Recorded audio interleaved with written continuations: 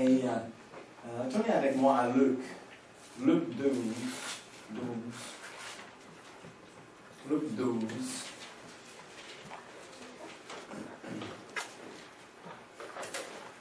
Et souvent, on regarde le même passage dans la Bible, la même parole, la même histoire, parce que la Bible ne change pas depuis quelques années. C'est pareil.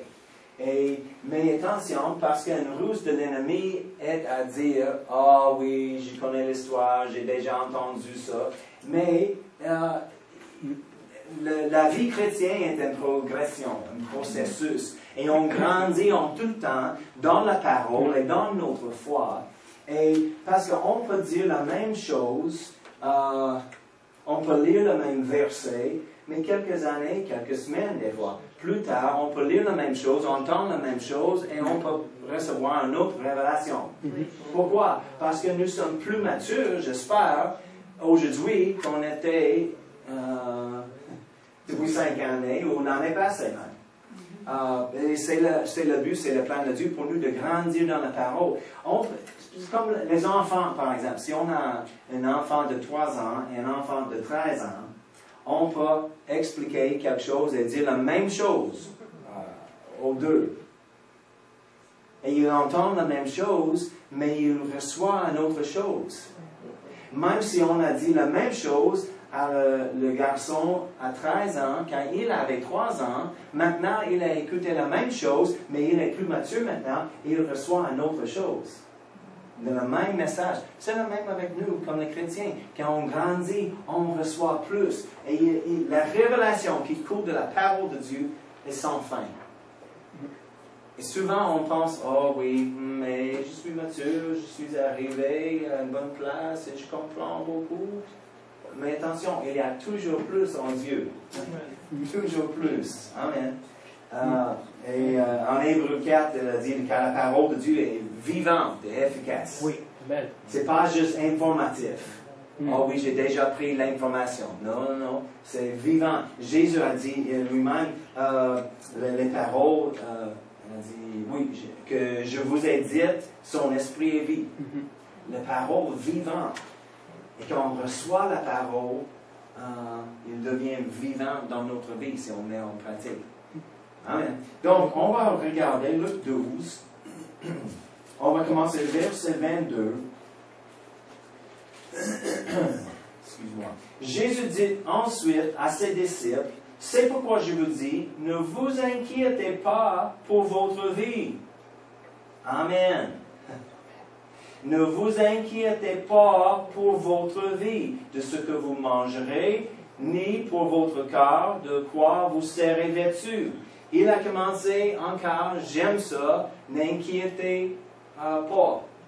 N'inquiétez pas. On dit oui, on n'inquiète pas. Ok, bon. Non, n'inquiétez pas. Pourquoi? Parce que Dieu, il continue, mais il dit de notre vie. Et il donne l'exemple de ce que vous mangerez, ni pour votre corps, de quoi vous serez vêtus. Je n'inquiète pas de ce que je mange. Mais il dit de notre vie. Des fois, oui, on a la nourriture. C'est dans notre culture, dans l'Ouest, ce n'est pas un problème d'avoir la nourriture. Souvent, la plupart du temps, on a trop. Peut-être dans un autre domaine dans le monde, il y a une inquiétude. Qu'est-ce qu'on mange aujourd'hui? Mais pas pour nous. Mais il y a des autres domaines de nos vies, des fois, on prend les inquiétudes de notre emploi, de la famille, nos relations, de le monde, les finances, l'économie, le gouvernement. Qu'est-ce que le gouvernement va faire maintenant? Toutes ces choses. C'est une portion de notre vie. Mais Jésus a dit, n'inquiétez-vous pas. Ne vous inquiétez pas.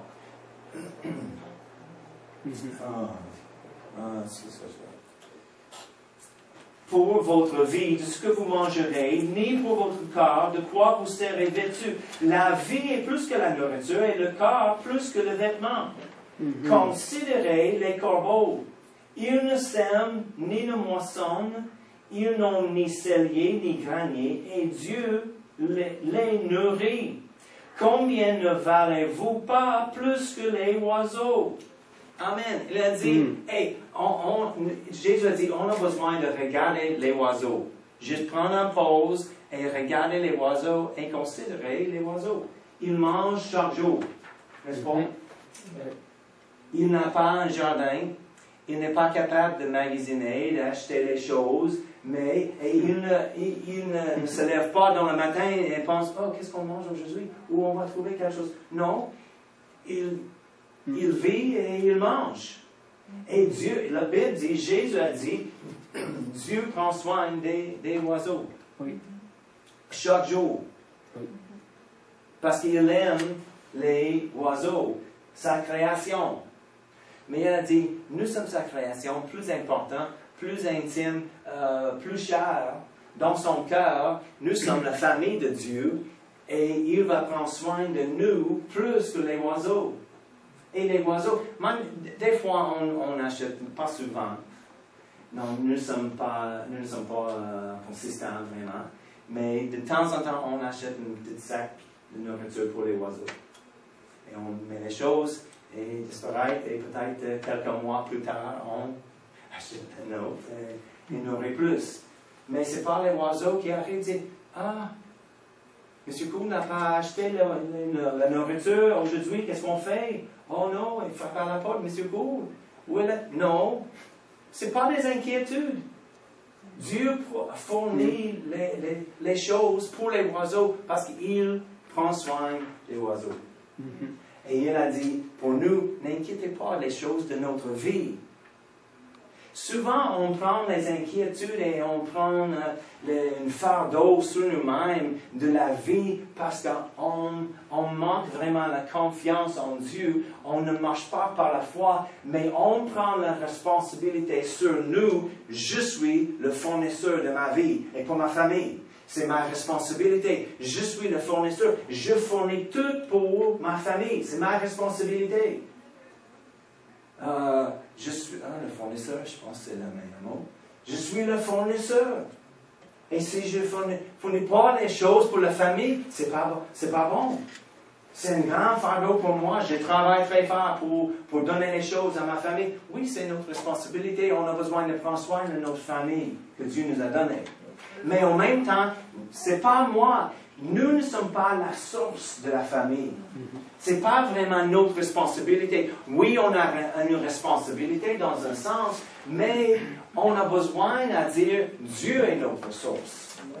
Il est le fournisseur de ma famille. Et on enseigne nos enfants et on parle dans la famille. Ce n'est pas moi qui fais les choses, mais c'est Dieu qui prend soin de nous. Il est le grand fournisseur qui est plus qu'assez, qui prend soin de nous. Donc, on va continuer. Verset 24.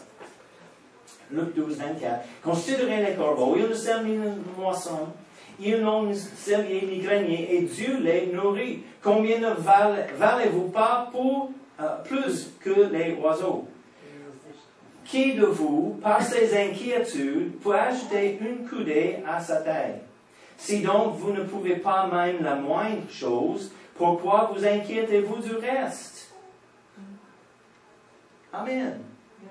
Il n'y a pas une raison pour les inquiétudes, car on met notre foi en Dieu, que Dieu est la source et il prend soin de moi. Considérez, il continue au verset 27, considérez comment croissent les lits. Ils ne travaillent ni ne filent.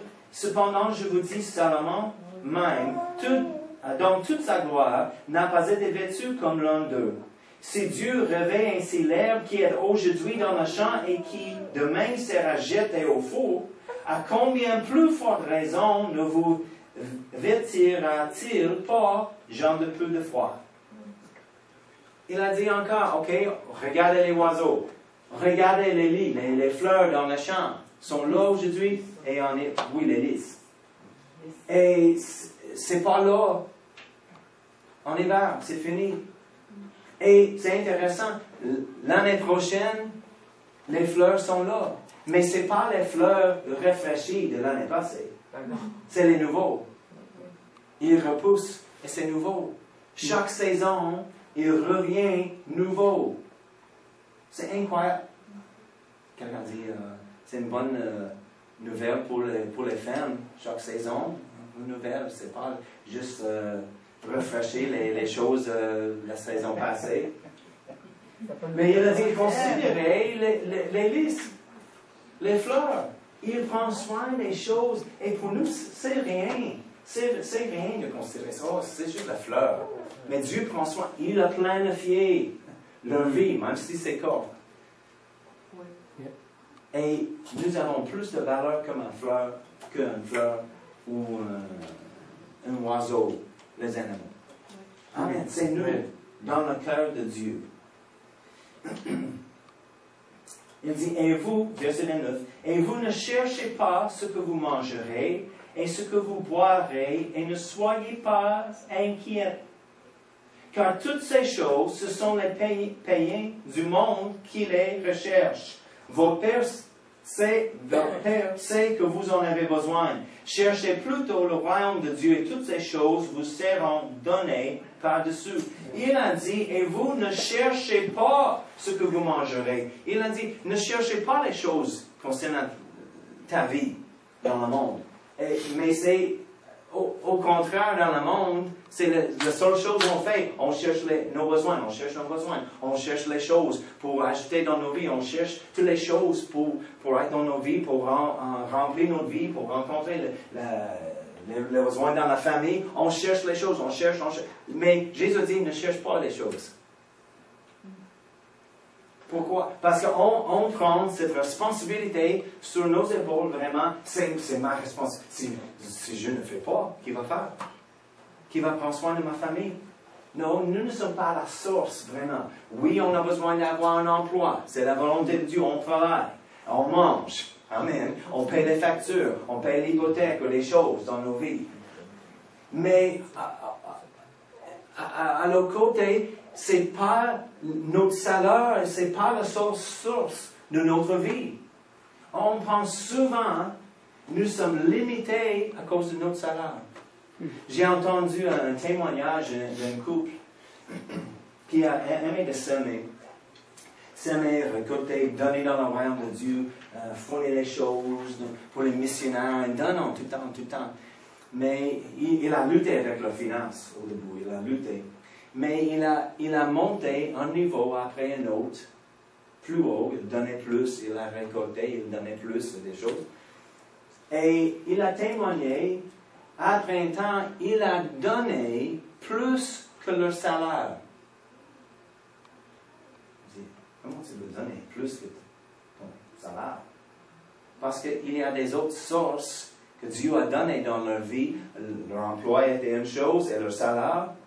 C'est bon, mais il avait plusieurs façons de donner dans notre vie quand on a un cœur de s'aimer et faire des choses. Il va rencontrer nos besoins en abondance pour donner encore et encore. Mais nous sommes tellement limités souvent dans nos pensées. Oh, c'est sur moi, je suis le fournisseur. Non. Dieu est notre fournisseur. Et c'est lui qui donne la provision pour nos vies et nos familles.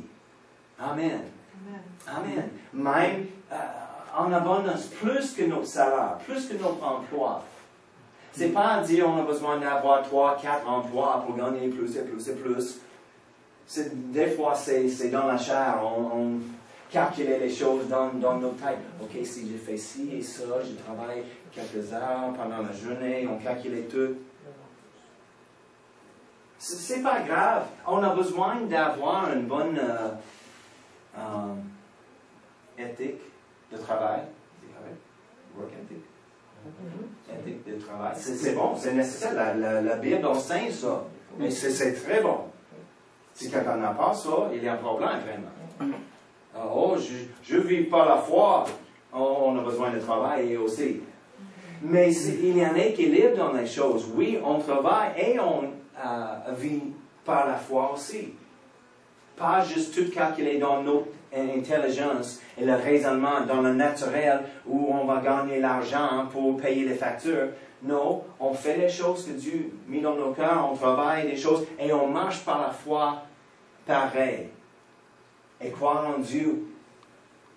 Et c'est pourquoi on a confessé avant dans notre confession de l'offrande, toutes les choses, les chèques par la poste et des choses comme ça. Pourquoi? Juste de penser dans une différente façon d'ouvrir nos pensées et nos cœurs pour les possibilités que Dieu peut faire n'importe quoi, n'importe temps, avec n'importe qui. Oh, les chèques par la poste, oh, c'est ridicule. J'ai juste entendu un témoignage, vraiment, une madame, une mère célibataire.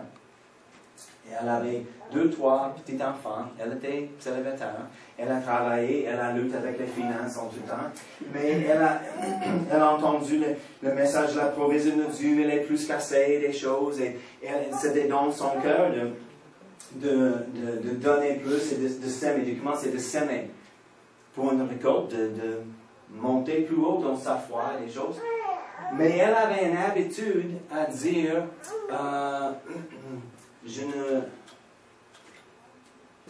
ne peux pas me le permettre. Souvent, parce que les enfants demandent quelque chose, oh non, non, non, c'est plus que nos moyens. En tout temps. Et c'est une chose, on a appris de ne dire pas. Parce que c'est pas d'accord avec la parole de Dieu. Oh, je ne suis pas capable.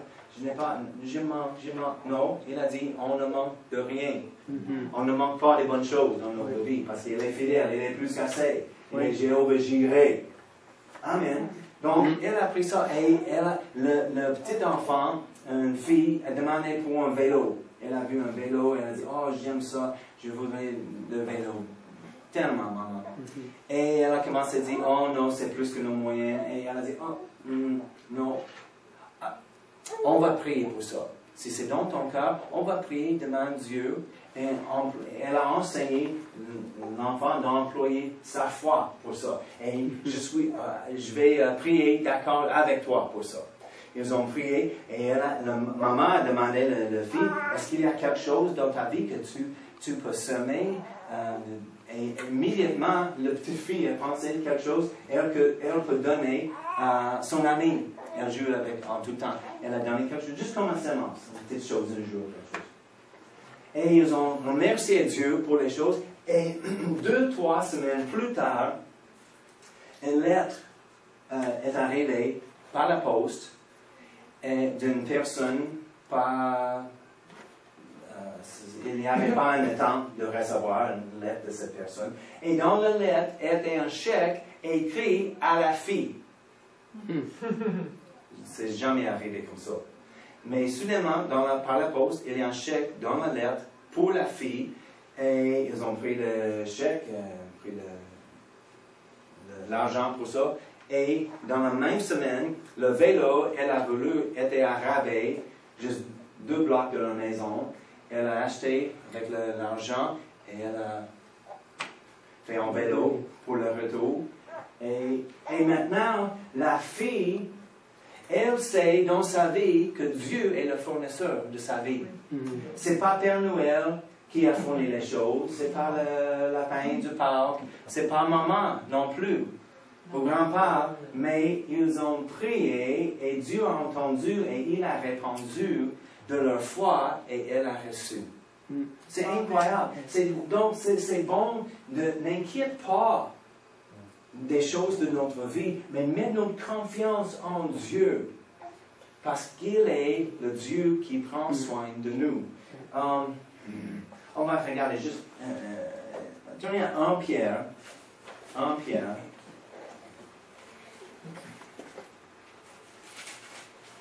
C'est familier. 5, verset 7, 1 Pierre, chapitre 5, verset 7.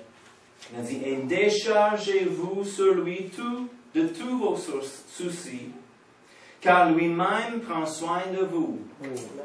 Oh, j'aime ça. Déchargez-vous. Des fois, nous sommes chargés. On travaille, nous sommes dans le monde, avec nos amis, partout et on devient chargé. avec les choses. Parce que les personnes, qu'est-ce que tu fais de ça? As-tu entendu, le gouvernement a dit ça, on doit payer plus maintenant pour ci et ça, et l'autre, l'essence a monté, et on arrive chez nous chargé avec les choses.